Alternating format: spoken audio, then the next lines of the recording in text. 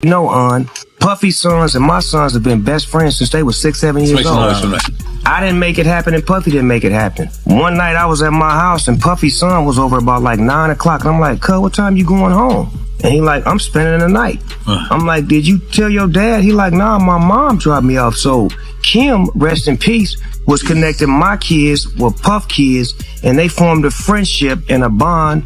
When Justin went to UCLA, my son went to UCLA. When Christian was rapping, my son was rapping. When he was modeling, they was flying over the world together. So they forged a friendship and a brotherhood that me and Puff. Diddy really screwed up, and I'm not referring to his criminal trial, which has him sitting in prison right now. But it has to do with something that happened right before he got arrested. If you've seen the Netflix documentary about Diddy, Diddy The Reckoning, which 50 Cent produced, there's some footage there that had never been seen before. This is a photographer that Diddy hired to follow him around and document his life.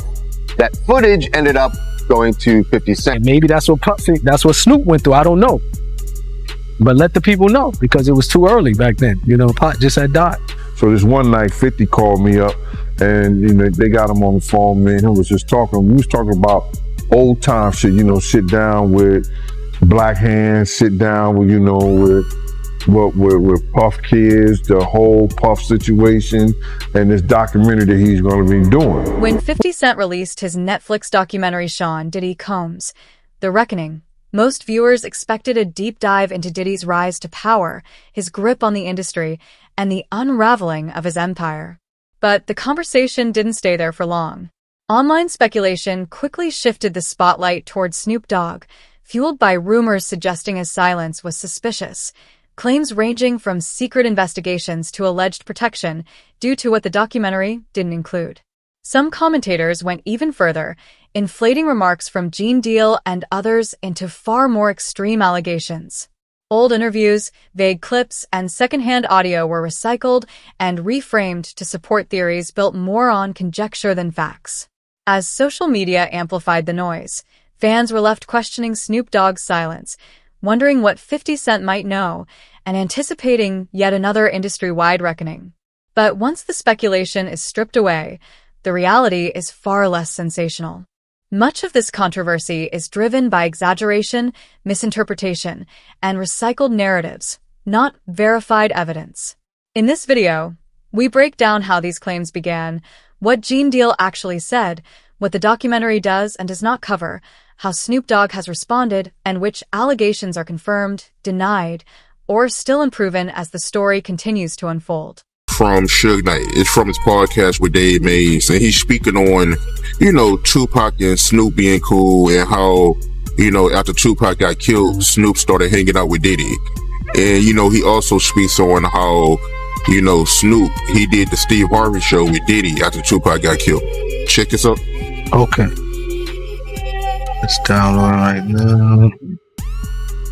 Then you look at the scenario how everybody used Pac to make their stuff famous or make their project better.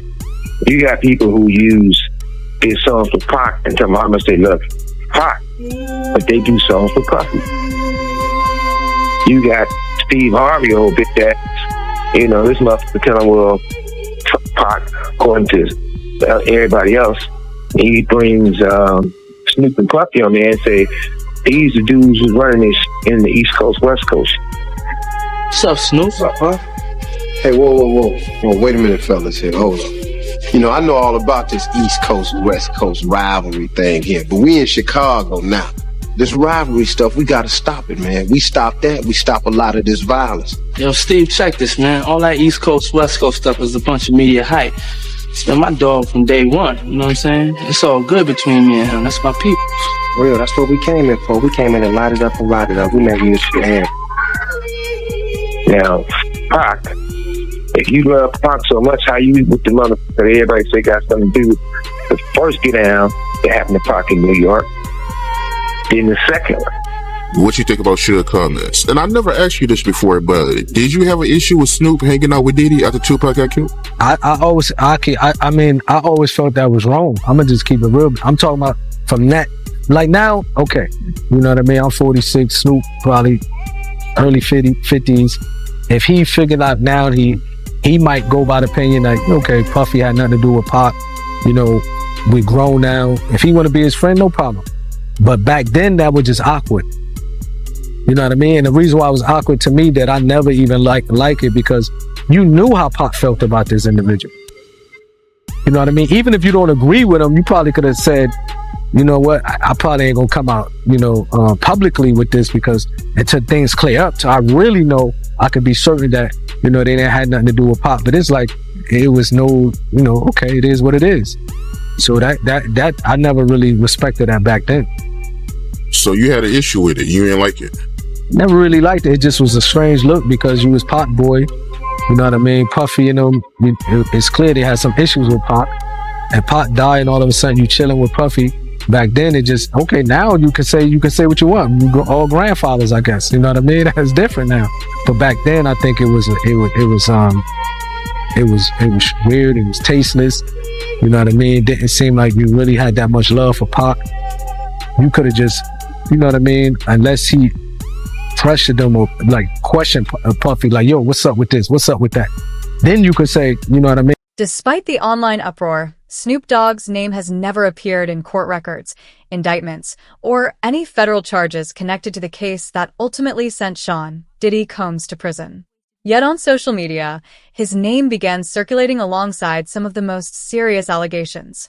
That shift can be traced largely to Snoop's decades-long presence in the music industry, where he inevitably crossed paths with Diddy, Suge Knight, and other powerful figures during one of hip-hop's most volatile eras. After the documentary's release, Gene Deal, Diddy's former bodyguard, emerged as a frequent commentator, hinting in interviews that certain individuals were uneasy because not everything made it into the final cut. That implication alone was enough to ignite widespread speculation. Rumor-driven channels quickly claimed that 50 Cent deliberately withheld footage, names, and key details to avoid triggering a larger fallout. And because Snoop Dogg is both highly visible and deeply connected within the industry, he became an easy target. Old video clips, resurfaced prison interviews, and unverified stories were recycled and reframed as supposed evidence. Online narratives began treating silence as guilt and proximity as involvement.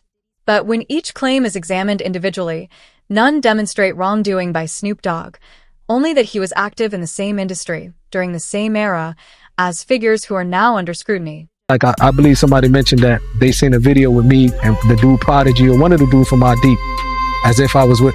They don't know the backdrop of that. I went to his hotel room ready to fight. Like, bro, I'll fight everybody in that room one-on-one. Even if I lose, it doesn't matter. The Outlaws was with me. My homie Tiny, the Mexican homie, was with me. I didn't go there and say, let me get in a video with these guys. I went there knocking on their door. Doom, doom, doom. Tell them dudes to come out. What's up with y'all? What's up with y'all and Pac? You got a problem with Pac? Because we could just fight like man to man, face to face, and then shake hands. That was my approach with them. But when they told me they didn't have no problem, I don't mind being with you. You know what I mean? I don't mind shaking your hand because they told me they had love for Pac. So that's different. You know what I mean? If he come out and say, well, I already, I questioned Puffy about it. I believe that he didn't, he loved Pac. That's my opinion. I can move the way I want to move. So when people try to, I noticed somebody, I think on your page do that. Well, Napoleon was in the video with Mobb Deep. They don't know how I got in that video with Mobb Deep. You know what I mean? I pulled up on him but I'm the type of person, I've never been a bully type of person. You know what I mean? If I talk to a person like a man and they tell me face to face, look, I got love for Pac, I'm comfortable to know if I can look in their eyes and if I believe what they said, I have the right to say, okay, no problem, I believe you. You know what I mean? And maybe that's what Snoop went through. I don't know.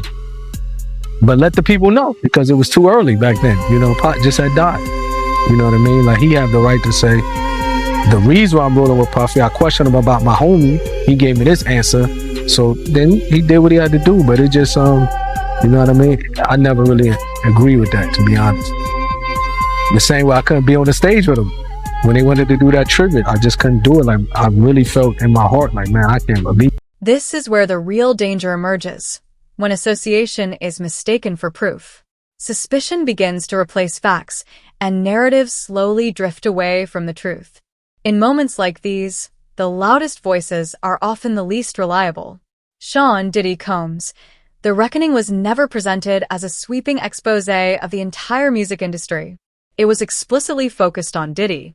The documentary traces his rise through Bad Boy Records, the power structures that surrounded him, and the systems that enabled his behavior for years. It centers victim testimonies, examines documented patterns of control, and stays anchored to verifiable information tied to ongoing legal scrutiny. What it does not do is accuse unrelated figures without evidence. At no point does the film identify Snoop Dogg as being involved in criminal activity, nor does it present material suggesting wrongdoing on his part. Claims that 50 Cent intentionally shielded Snoop remain speculative and unsupported by facts. Curtis, 50 Cent, Jackson has consistently stated that the documentary included only information that could be verified and legally substantiated. Nothing more and nothing less.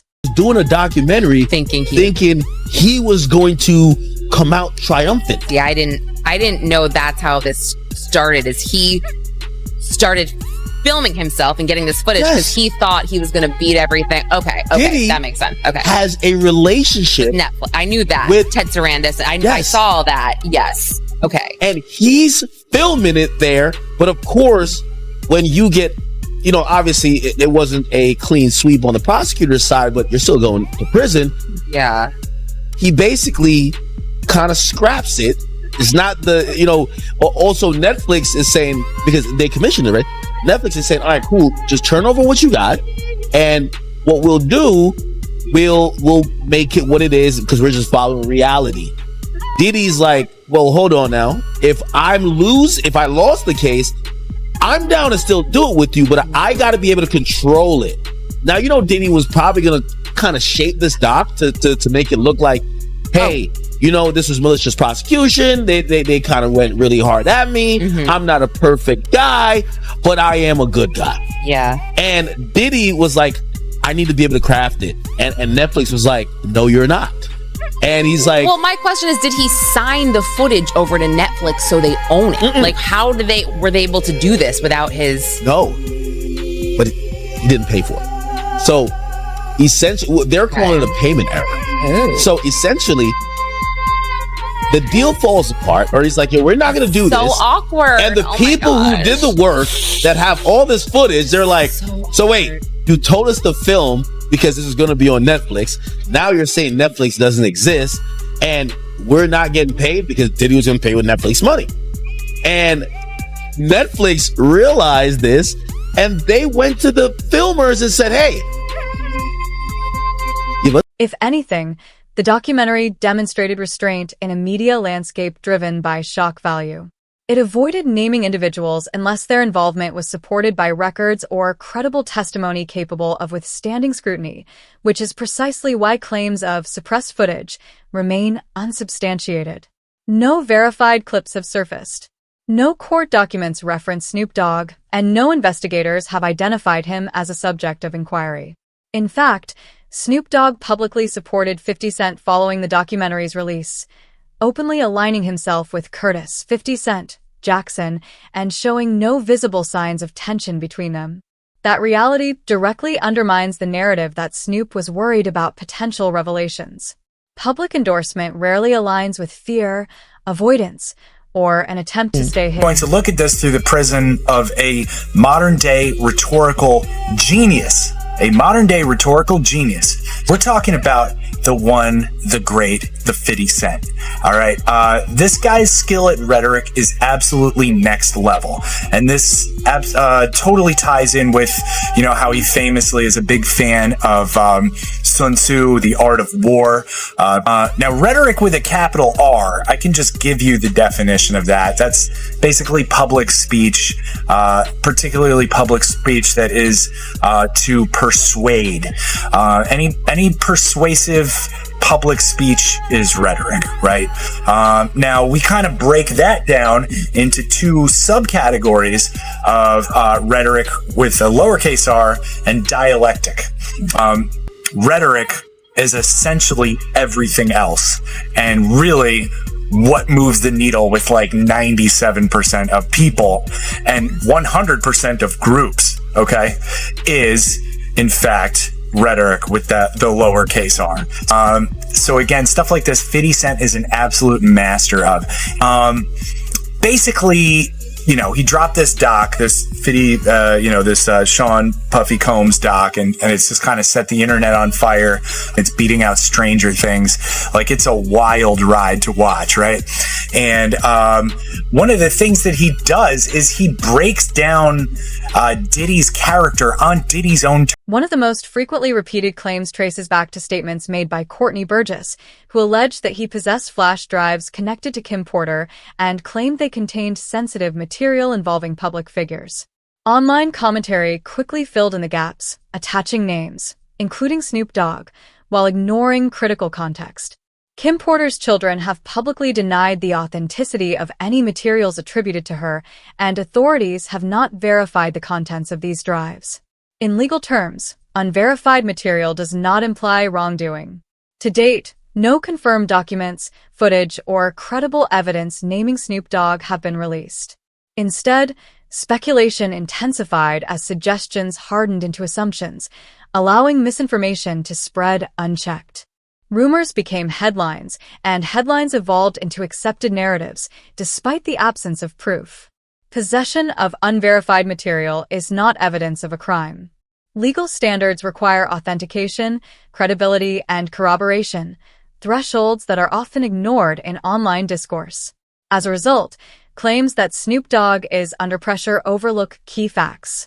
As of December 2025, there is no indication that he has been questioned, investigated, or linked to any legal action. Because he wanted them to, both Suge and Pac. In the car? They only Pac, and they don't Suge.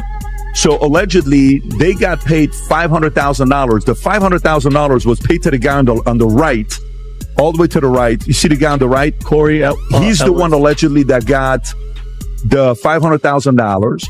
And that money never went to Keefe D or anybody else. The guy on the left is the one that stole the chain, the chain, which was a Death Row Records chain. That's a way of saying I got your rapper's chain. Because if you were one of the guys, Death Row. So long story short, this whole thing is a recording that he said this.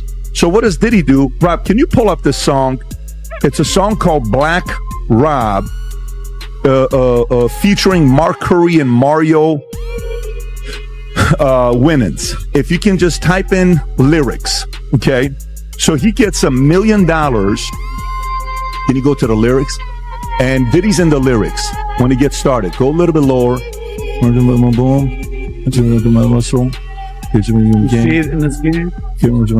you type in the word in there, Rob? Nice guy. Type Control F, nice guy. Okay, right there. Look at it. It's 1999. No more Mr. Nice Guy. Been nice too long. I'm just going to start making y'all blank disappear. Man, first I'm going to take your records off the radio. Then I'm going to erase your social security number. Take your birth certificate out flies. I'm going to do your whole effing family. Ain't nothing but mercy. And then, by the way, in the lyrics, he says, I'll drop $1 million on your head to erase you. Can you type in, I'll drop $1 million? Just put Control F. Just go to Google and type this out. I'll drop $1 million on your head. I'll drop $1 million on your head, and just put Diddy next to it. Right there. See, it says Black Rob. What song came up? Phrase. I'll drop $1 million on your head. Erase you and your whole family, biatch. Wow. He's saying it in the song on what he did to get rid of Tupac. Suge Knight has repeatedly accused Snoop Dogg over the years, alleging betrayal, responsibility, and involvement in events surrounding the death of Tupac Shakur. These claims often resurface during moments of heightened industry scrutiny, but they are not new revelations. They are long-standing allegations that have never been proven. Most of these statements have been made by Suge Knight from prison, frequently during high-profile interviews that draw attention largely because of their controversial nature. Snoop Dogg has consistently denied the accusations, dismissing them as false claims rooted in long-standing rivalry and personal resentment.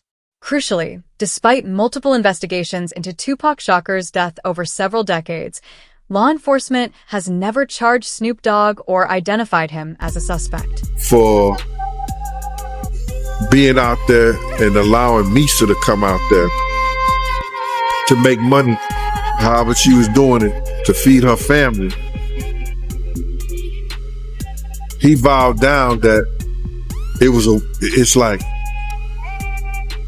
yo, I ain't never f***ing with her again, and I ain't never f***ing with him again.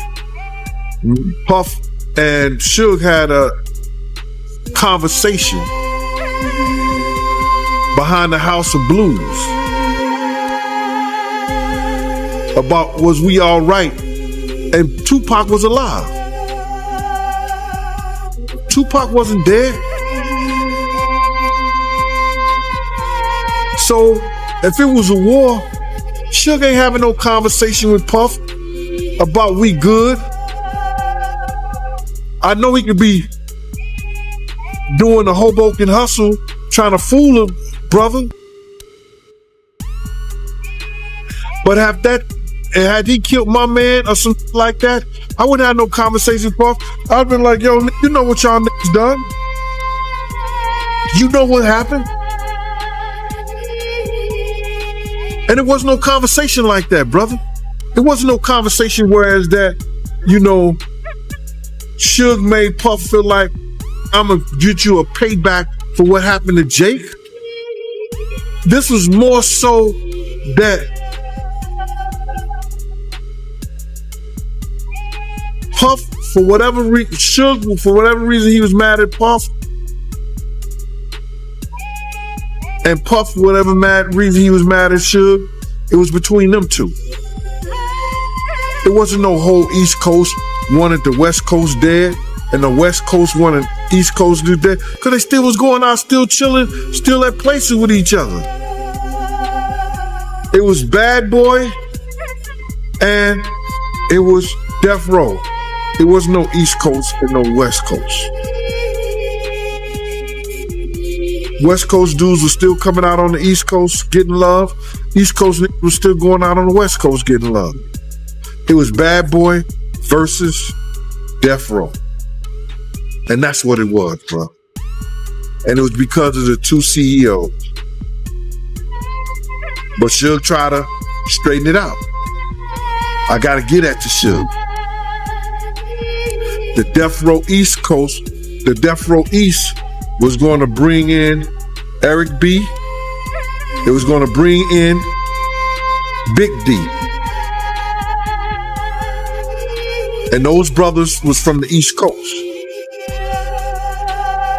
So now, they was looking for a representative to come to the meeting from Bad Boy so they could straighten out this between Pac and Big and Death Row and Bad Boy. And Puff is the one who refused. Puff is the one to refuse to send a representative or either come himself. And got mad at Zip and them because they were in the Mirage on 57th Street partying with Suge Knight. Got mad at them. And Zip hung up the phone on behind that. But what you mean? Online narratives often confuse repetition with proof, where constant exposure makes unverified claims feel credible despite never being substantiated. That psychological effect is powerful, and many content creators lean into it while critical context is quietly ignored. Suge Knight and Snoop Dogg's relationship collapsed decades ago amid well-documented business disputes, personal conflicts, and public feuds. That history makes accusations rooted in that period something to question, not automatically accept. Repeating those claims today doesn't add credibility. It simply amplifies the noise. So, I don't know where you get all the extras from when they had a conversation at the hospital and all that. That's absolutely not true. Say less, if you know what I mean. But instead of just saying less, since I've been in here, Snoop and other people been having people trying to bail the guy out, Keefy D, because he talking too much. Raising them trying to do stuff for Puffy because they say he talking too much. They even had somebody talk to me and say, hey, you can help him get free. I said, look, I don't have nothing to do with none of that, and I'm not leaving prison to go to Nobody County Jail. To the point they were saying, well, you can't leave and sacrifice a little bit in the county jail to stop that black man from getting life? Hell no. I ain't wishing bad on him at all, because I don't want to see nobody go to prison. And like I told you last time, as I find out more details about certain things, I probably would go to the Vegas County Jail if me and Keefy D was sellies. We have a good conversation after I give him, 6 upside his head, another 6 in his body, and another 2. But yeah, that's definitely didn't happen with Snoop didn't go to the hospital. Online narratives often confuse repetition with proof, where constant exposure makes unverified claims feel credible despite never being substantiated. That psychological effect is powerful, and many content creators lean on it while critical context is quietly ignored. Suge Knight and Snoop Dogg's relationship collapsed decades ago amid well-documented business disputes, personal conflicts, and public feuds. That history makes accusations rooted in that period something to question, not automatically accept. Repeating those claims today doesn't add credibility. It simply amplifies the noise. Just got out the gym, doing my workout boxing. Shit, you right. History would repeat itself. Cause nigga, you wasn't the only nigga in the room, nigga. You wasn't by yourself. There was other people in the room too. I'm not gonna say no names, cause like you said, we don't talk. So why you on here talking? Let that go, man. And as far as Snoop and Corrupt writing my album, you ask them niggas that. Them niggas ain't wrote my album. Corrupt helped me with Do You See? Snoop helped me with This DJ. Other than that, everything else I wrote. So that's where you wrong at again. And as far as the tough guy, do you recall when we was at the World Club and it said Death Row and NWA? Who fired on that? Me. When you was at the Comedy Store, fighting that little buff ass at the Comedy Store, who saved your motherfucking ass? Me and C-Staff. So what have I done to you? For you to launch out at me? Look, don't get mad at me, man. I ain't never done nothing to you. I wasn't signed to you. So, a common online claim suggested that Snoop Dogg went silent following the documentary's release, but even a basic review shows that narrative doesn't hold up. He continued posting regularly, commenting on music and business, and publicly showing support for 50 Cent. The perception of his disappearance stemmed from selective attention, where information that didn't fit the storyline was simply ignored. Snoop Dogg did not issue alarmist statements, delete accounts, or withdraw from public life. Instead, he remained active and focused on his ventures, including his leadership of Death Row Records. In this case, there was no retreat or silence, only a deliberate choice not to engage with rumors that lacked substance. In a documentary, there's a couple things I'll share with you guys on what I took away from it. But Rob, maybe share the clip on how he got access to some of the footage of the documentary. Is this the one, Rob? Yep. Go for it. How did you get that footage of Diddy? I figure most journalists would not disclose their sources. Does he know y'all have this in the doc? I would doubt he knows. So when this airs, that'll be the first time that his legal team, Diddy, that everybody knows that this footage is now seeing the light of day. Perhaps. Combs' team firing back in a statement to NBC News, saying the Netflix so-called documentary is a shameful hit piece and that they relied on stolen footage that was never authorized for release. His team sending a cease and desist to Netflix. So that doesn't mean it's not true. Of course. But they relied on stolen footage, okay, is what they relied on. And then they ask about the history of 50 and him, issue that they've had. What's the one you just pulled up, Rob? This is where they talk about the feud, and then I also have 50 Cent talking about Diddy's reaction to the documentary. Yeah, that's so funny. That is so funny. But watch this one here. Go ahead, Rob. How do you respond to people who say that it's more about the disdain that you have for Sean Combs than it is for giving the victims a platform? What they consider a pre-existing beef, right, for 20 years. Right, is me being uncomfortable with him suggesting that he takes me shopping, or I looked at it like it was like a tester, like maybe you'll come play with me type of thing, right? And it's not personal. I think it's important to also let people know that the show is not completely the perspectives of people that did not like Sean. We weren't trying to just get the highlights, the salacious details, you know, that the real goal was to storytell. And not everyone needed to have an allegation to be a part of this project. Yeah, I mean, so that's that part, right? The fact that the feud with the two of them, hey, let me take you shopping. Like, you say that to a girl in 50s, like, what are you talking about? Take me shopping. How do you have a flip of mind? You want to take me shopping? And then last but not least, Rob, the other clip you have of 50 is talking about how he thinks Diddy's going to like this documentary. Go ahead, Rob. Sean Combs watches this, what do you think he's going to feel? Like, wow, this is amazing. I think he's going to say this is the best documentary I've seen in a long time. She can't even hold it. Because you'll see people saying that. I mean, he may feel a different way about pieces and bits of it, but he knows the truth. The difference between Snoop Dogg and Diddy right now isn't popularity, it's evidence. Diddy's conviction came after years of investigations, testimony, and legal findings. Snoop Dogg's name, by contrast, has entered the conversation through association and speculation alone. As of December 2025, there are no federal charges, no indictments, and no active cases involving him. And that distinction matters. In an era where powerful figures are being held accountable, the absence of law enforcement action isn't protection. It's a reflection of a lack of proof. The industry may be under intense scrutiny, but not everyone caught in the fallout is guilty. Blurring the line between rumor and reality doesn't reveal the truth.